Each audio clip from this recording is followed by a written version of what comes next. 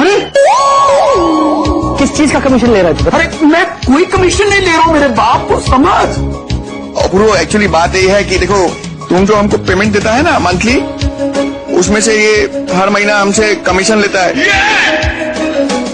20% सबसे। अरे ये लोग झूठ पे झूठ बोले जा रहे हैं और तू खड़ा खड़ा सुन रहा है। धिक्कार है तुझ पे। Get out, I said. Get out.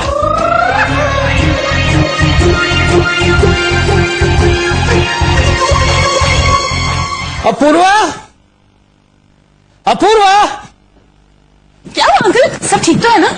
सब ठीक है बेटा। क्या क्या जरा मैं लेट हो गया। अपूर्वा जी, तुम तो जल्दी आ गए थे ना बेटा? जी। समधी जी कहाँ है? बेटा मैं थोड़ा लेट हो गया, इसलिए मैं सोचता हूँ कि पहले समधी जी का प्रवचन सुन लेते और फिर डिनर करते हैं। क्या हुआ?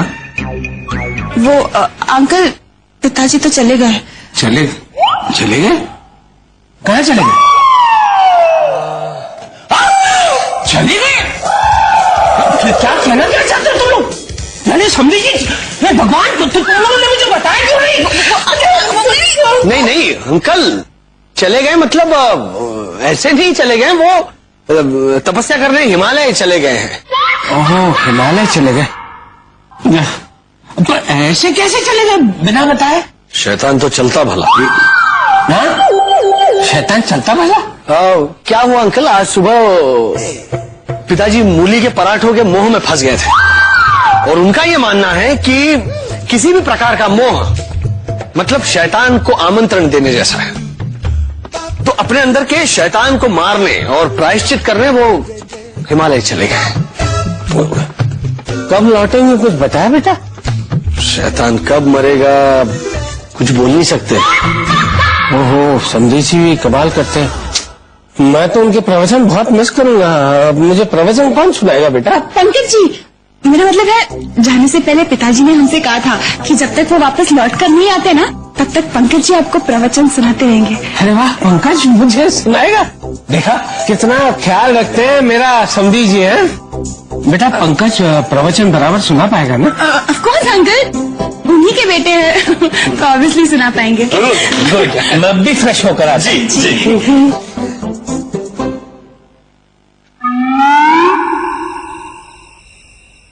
विराजिए।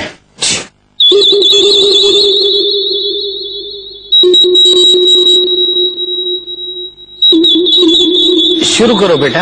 हाँ जी।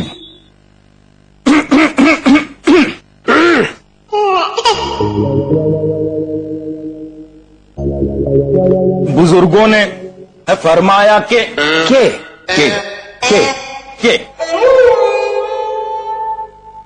तेरे दर पे आया हूँ,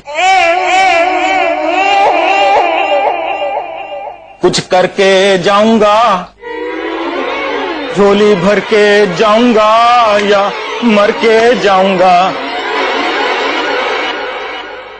इससे अच्छा तेरे पति को बोल कि गाना लिख कर दे दे। सर्वजन गाओ। तेरे दर पे आया हूँ, कुछ करके जाऊंगा, झोली भर के जाऊंगा या मर के जाऊंगा। मैं तेरे दर पे आया हूँ। अर्थात बेटा,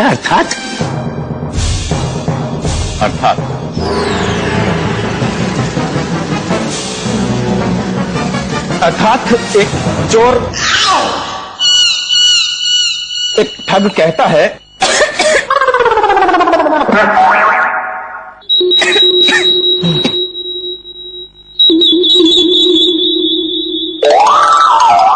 एक भक्त जो अपने आप को चोर ठग कहता है, वो प्रभु की शरण में जाता है उनकी कृपा दृष्टि लूटने के लिए, और उन्हें मीठी सी धमकी देकर कहता है जी कि आप मेरे ऊपर अपनी कृपा दृष्टि बनाए रखिए,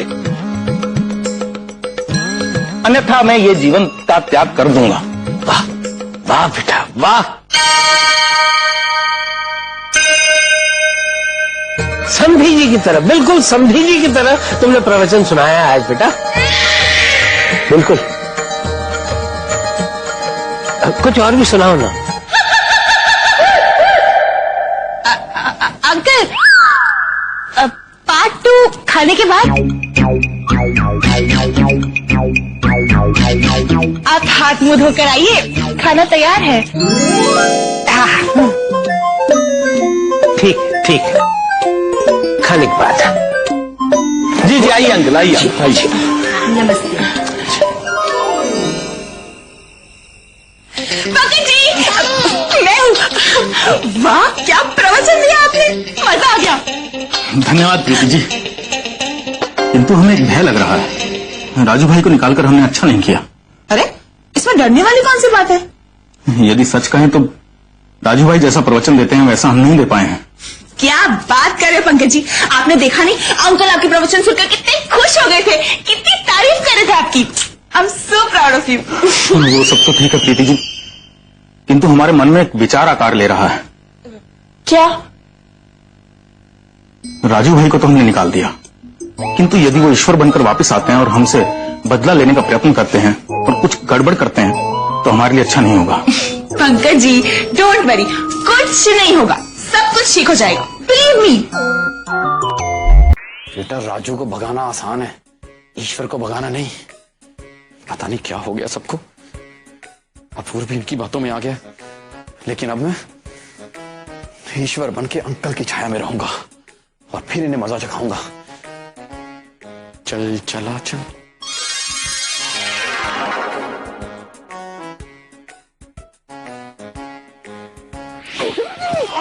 अपूर्व, तू इधर? ये मेरा ही घर है। तू क्या कर रहा है इधर? बेटा, तू क्या कर रहा है? बाप की इज्जत निकल जाएगी, मत खींच, मत खींच। तेरी बची नहीं है, तू नीचे उतर। सुन, मुझे एक बार अपने आप को निर्दोष साबित करने का मौका दे। मेरी बात सुन, मैंने तुझे कहा था कि इस घर में कदम मत रखना, तेरी टांग तोड़ दूंगा मैं। देख, अबे होश में आ, तू क्या कर रहा है? होश में तुझे अभी हमेशा के लिए मैं बेहोश करूंगा। मैं नहीं आऊंगा, चल बाहर निकल घर से। नहीं जाऊंगा, जब तक सच बाहर नहीं आता मैं बाहर नहीं जाऊंगा। नहीं जाऊंगा मैं अपूर्व, नहीं जाऊंगा।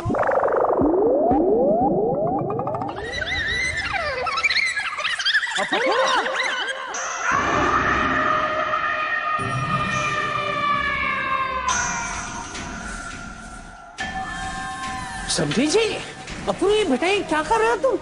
समधी जी को यूं घसीट के क्यों ले आ रहे हो? समधी जी, मेरे सखा, मेरे मित्र, मेरे साथी। क्या बात है, क्या बात है?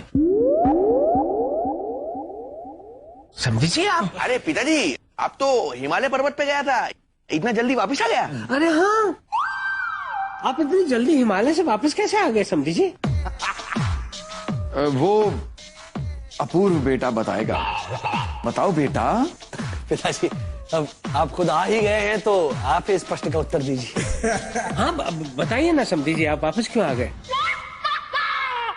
जी, वो जब हम हिमालय की तरफ जा रहे थे तो जैसे ही हमने सफर शुरू किया हमें आपकी याद आ गई समधी जी। क्या? हमने सोचा कि आप हमारे बिना कैसे रहेंगे, कौन सुनाएगा आपको प्रवचन? वो तो पंकज ने प्रवचन सुना दिया और बिल्कुल आप ही की तरह हूबहू। जी, वाह बेटा वाह, इतनी जल्दी प्रवचन देना सीख भी गए। दरअसल समधी जी, ये आपका प्रेम है जिसने मुझे यात्रा पर जाने से रोक लिया और मैं आपके मोह में बंधा हुआ खींचा चला आया। समधी जी, आपकी ये बात सुनकर तो मेरा मन भरा है। बस जब मैं घर छोड़ के गया था मेरी तो आंखें भर आई थी। लेकिन अपूर्व आपको इस तरह घसीट के क्यों ले जा रहा था? बताओ बेटा अपूर्व, बताओ बेटा। आपको लगा मैं पिताजी को घसीट रहा था? मैं? हाँ।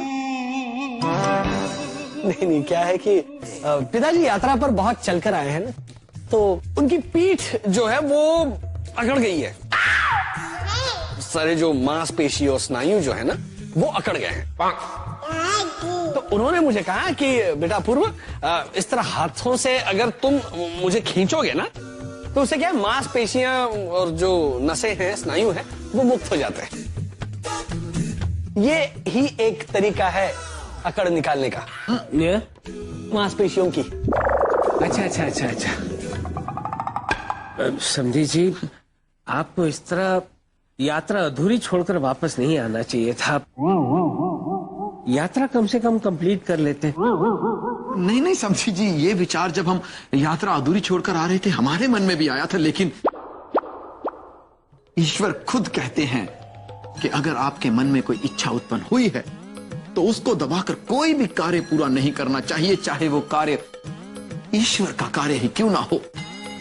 बहुत बड़ा पाप होता है। तो हम पाप कैसे कर सकते थे समझी जी? वाह, उच्च विचार समझी जी, उच्च विचार जी। और पिताजी, हो सके तो मुझे माफ कर दीजिए, कहीं आपको दर्द तो नहीं हुआ? कोई बात नहीं बेटा। आइए आपके कमरे में चलते हैं, आपके मांसपेशियों की सारी अकड़ निकालता हूं मैं। हाँ हाँ पिताजी, हम भी आपका बहुत सेवा करना चाहता है। आइए ना, आइए आइए। नहीं, कदापि नहीं। हम समधी जी के साथ उनके कमरे में रहा करेंगे और उन्हें प्रवचन सुनाया करेंगे। अरे वाह, साधु तो चलता भला। चलिए समधी जी, चलिए चलिए चलिए।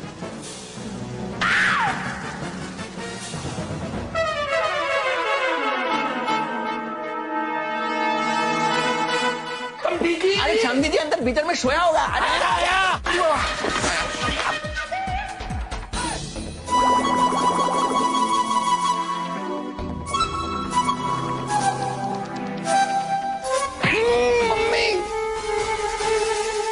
गिली गिली गप्पा।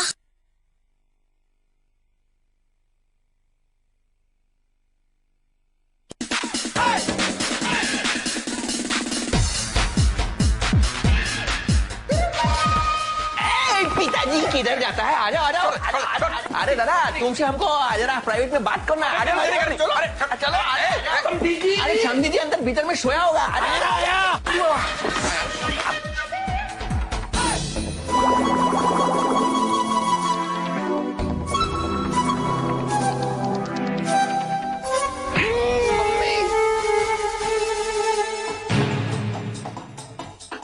अरे बेटा,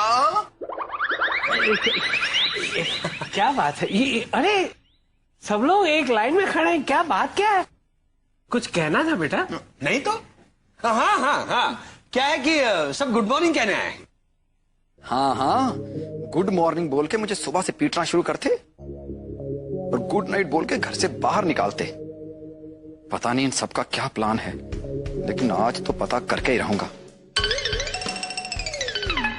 और अपूर्व के सामने इनके झूठ का भांडा फोड़ूंगा। समझी जी, किस सोच में पड़ गए आप? झूठ का भांडा फोड़ना है। झूठ का भांडा? किसके झूठ का भांडा? मेरे बेटे का। बेटे के झूठ का भांडा? ये आप क्या कह रहे हैं समधी जी? नहीं नहीं समधी जी, आप उत्तेजित मत होइए, कृपया हमारी पहले बात तो सुनिए। आइए नीचे चलते हैं जी। वो हमारे कहने का ये अर्थ है कि हमारे बच्चों को हमारी प्रवचन देने की शिक्षा जरूर आनी चाहिए, क्योंकि उसका उद्देश्य ही झूठ का भांडा फोड़ना है। और हम अभी अपने विचारों में मग्न थे कि आपने सवाल कर दिया और हमारे मुंह से निकल गया कि झूठ का भांडा फोड़ना है। मेरे बेटों को मतलब ऐसे टूटे फूटे शब्द हमारे मुंह से निकल गए। समझे जी, आपके ये टूटे फूटे शब्द और ये आधी अधूरी बातें सुनकर मेरी तो जान ही निकल आई थी। इतनी जोरों से झटका लगा है मुझे। झटका? अब पंकज ने तो हमारी प्रवचन देने की शिक्षा सीख ली है। अब बारी है परेश की, और परेश अब झटका इस विषय पर प्रवचन देगा। बेटू, हो जाओ शुरू। पिताजी कैसा बात करता है आप? आपका होते हुए हम प्रवचन कैसा देने सकता है? और वैसे भी हम तो प्रवचन देने के लिए तैयार नहीं है अभी। इसी को तो कहते हैं बेटा झटका, और इसी विषय पर तुम्हें प्रवचन देना है। बेटा परू, हो जाओ शुरू। किंतु पिताजी हमारी आज्ञा का पालन करो बेटा। ये तुम्हारी परीक्षा की घड़ी है बेटा परू, झटके पर प्रवचन दो। आओ बेटा, मुझे घर से बाहर निकालोगे? प्रीति मुझे गाने देती है और पंकज प्रवचन बनाता है, तो अब बनाओ बड़ा ना झटका। ये मत भूलो कि राजू उर्फ ईश्वर तुम्हारा बाप है। जी? अर्थात हम इनके पिताजी हैं। Okay okay. और हम मित्र को, परिवार को, भक्तजनों को ये प्रवचन की शिक्षा देते आए हैं। और आज ये शिक्षा हमारे ही बच्चों को नहीं आती। 5वीं कक्षा का छात्र होता तो वो भी सीख जाता। शर्म आनी चाहिए तुम्हें, है ना समझी जी? कब समझोगे शास्त्रों की गहराई को? कब समझोगे तुम शब्दों के बीच के अर्थ को? कब समझोगे? कब समझोगे तुम? सजा मिलेगी, जरूर मिलेगी। उठक बैठक लगाओ, आओ। जब तक हम प्रवचन करेंगे तुम उठक बैठक करते रहोगे। चलो। किंतु पिताजी हम तो बेटा परू, हो जाओ शुरू। आओ चलिए समझी जी। पिताजी आपका उद्देश्य हम समझते हैं, किंतु आपका व्यवहार बहुत कठोर है। इतनी सी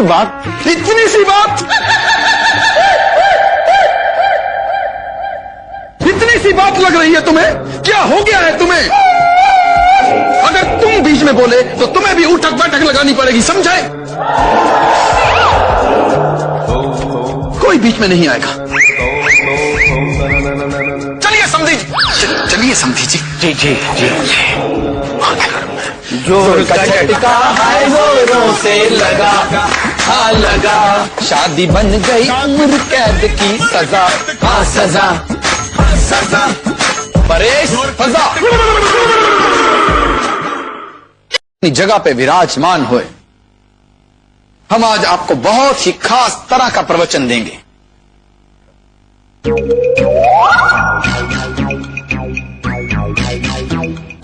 समझी जी, शुरू करें?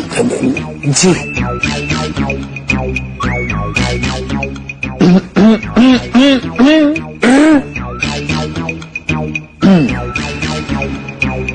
बुजुर्गों ने है फरमाया के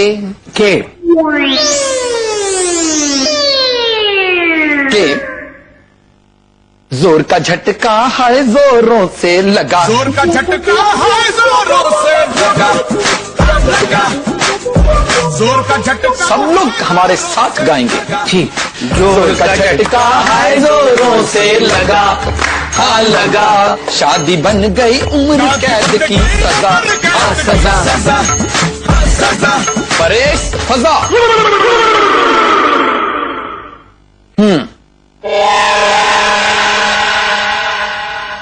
जोर का झटका है जोरों से, अर्थात मनुष्य जब इस धरती पर जन्म लेता है तो किसी का भाई, किसी का बेटा, किसी का भतीजा, किसी का भांजा बनकर रिश्तों के बंधनों में बंध जाता है और उस पर इन रिश्तों की जिम्मेदारियों के झटके बार बार जोर जोर से लगते रहते हैं। इसीलिए ईश्वर कहते हैं जोर का झटका हाय जोरों से लगा। शादी बन गई उम्र कैद की सजा, हाय सजा। अर्थात शादी वैसे तो बहुत ही अच्छी चीज है, लेकिन इसके साथ साथ मनुष्य अपने आप को और नए बंधनों में बांध लेता है। वो किसी का पति, किसी का दामाद, किसी का जीजा और सबसे बड़ी जिम्मेदारी किसी का बाप बन जाता है और फिर इन्हीं की मोह माया में वो ईश्वर का नाम लेना भूल जाता है। इसीलिए ईश्वर कहते हैं कि अपनी उम्र कैद की सजा काटकर, अर्थात अपनी जिम्मेदारियों से मुक्त होकर एक बार मेरे चरणों में आ जाओ